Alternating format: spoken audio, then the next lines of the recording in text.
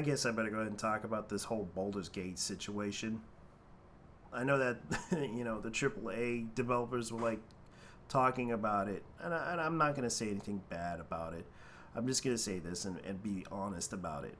Personally, I understand that you have to understand Lyrian has a history. They made Divinity 1 and 2, and they became very popular and they started up.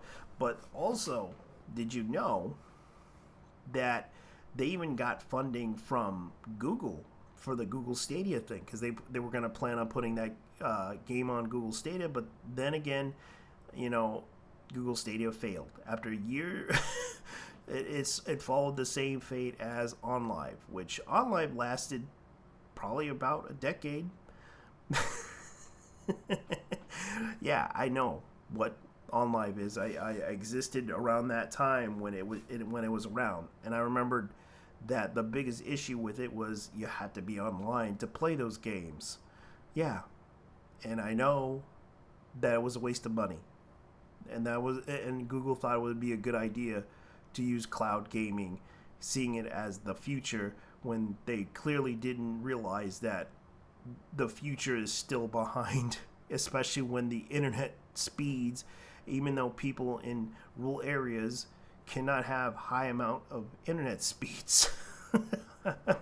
Yeah, yeah. These people at Google are not self-aware about internet because they thought they were the geniuses and everything. But anyways, get the notes down.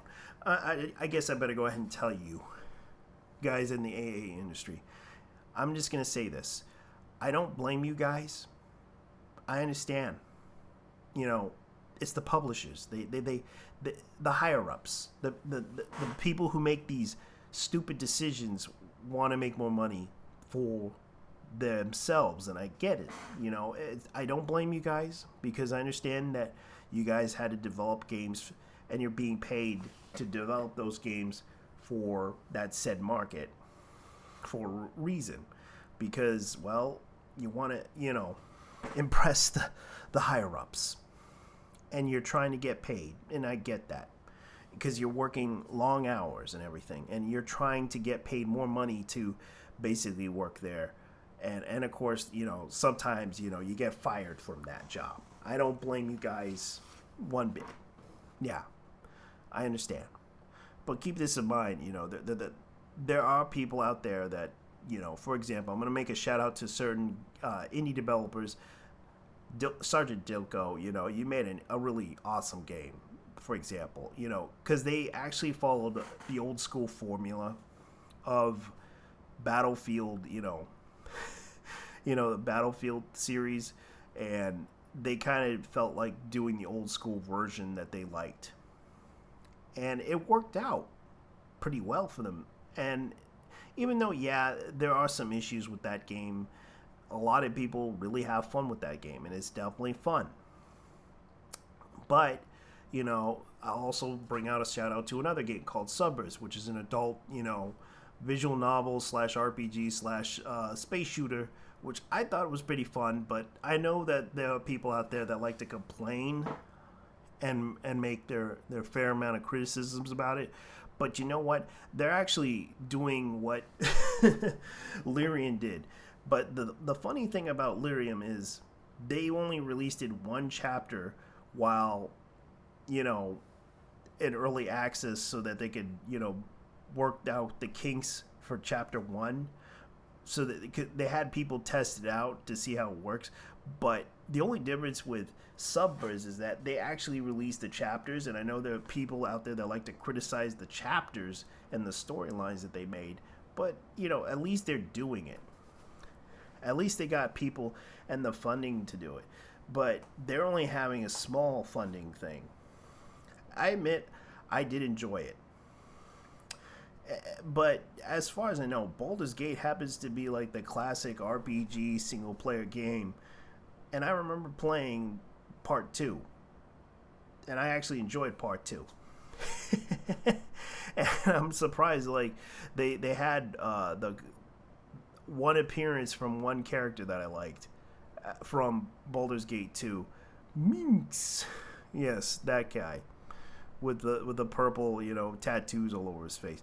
So, as far as I know, this game kind of did bring out some good memories, and I did really enjoy how Lyrium actually did a good job with the game, even though, yeah, there is some bugs, there's some issues, but you don't have to worry about that. It's like, you guys think, oh my god, this people are gonna criticize us for this stuff. Like, yeah, but you know what? Let's see what you could do. Let's see what you guys could do. You don't have to worry about some, upstart Lyrium studio. They just showed that they could do it. And you have to understand, you can do it too if you decide to do it. You have a chance to do it. So prove yourselves. I'm not trying to hate on you guys. You could prove yourselves by making a single player game and without microtransactions to see if it works out. But start small.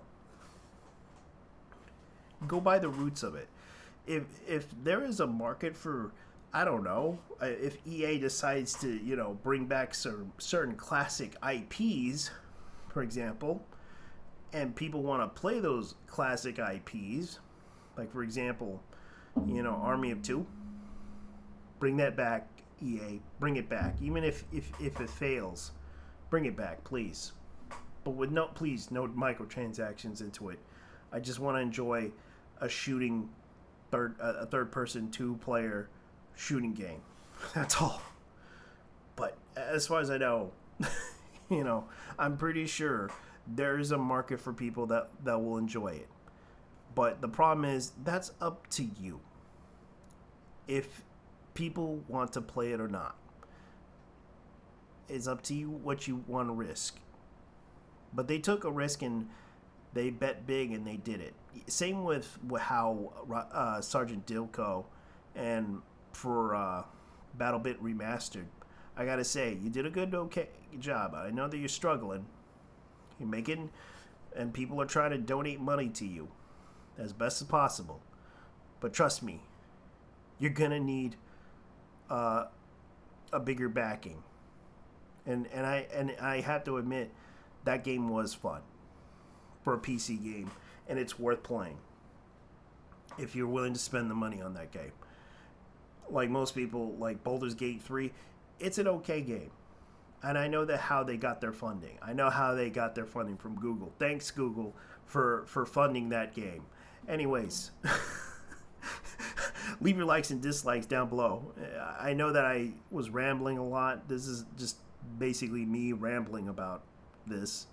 So anyways, you guys take care. Bye-bye. I'm out. Peace. I'm out. This is just me. I'm out.